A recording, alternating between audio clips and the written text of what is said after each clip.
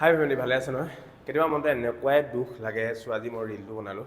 কিছুমান মানুহে তাৰমানে 600 টকাতে বিক্ৰী হৈ যাওঁ বুলি ভাবে, গম পায়নে? মই বহুত দুখ লাগে। এইটো তাৰমানে মোৰ জিম হয়।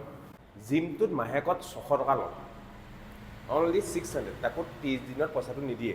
আৰু ইয়াত আপোনালোকে বিশ্বাস কৰক 22 লাখতকৈ বেছি বস্তু ইয়াত সোমাই আছে। তাৰপাছতো এনেকুৱা কিছুমান কাণ্ড কৰে যিখিনি দেখিলে মনটো বহুত দুখ লাগে। এতিয়া মই আপোনালোকক দেখাই আছোঁ কেনেকুৱা কাণ্ডবোৰ কৰে। ইয়াত দেখিছে নহয়, পানী খায় আৰু বটলবোৰ ইয়াতে এৰি থৈ গুচি যায়। তেনেকুৱা এটা নহয়, বহুতখিনি নিজৰ কাণ্ড জ্ঞান থাকিব লাগে যে পানীটো ইউজ কৰিছোঁ আৰু বটলটো লৈ যাওঁ।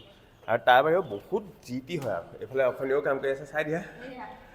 আজি অকণিও লাগি গৈছে।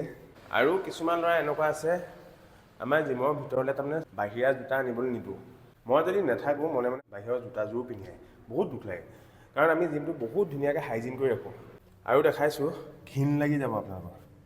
এইবোৰ চব পানী বটল। সকলোৰে কথা কোৱা নাই, কিন্তু প্ৰায়ভাগ ল'ৰাই এনেকুৱা কাণ্ডবোৰ কৰে, যিবোৰ ভাল কথা হয় জানো কওকচোন?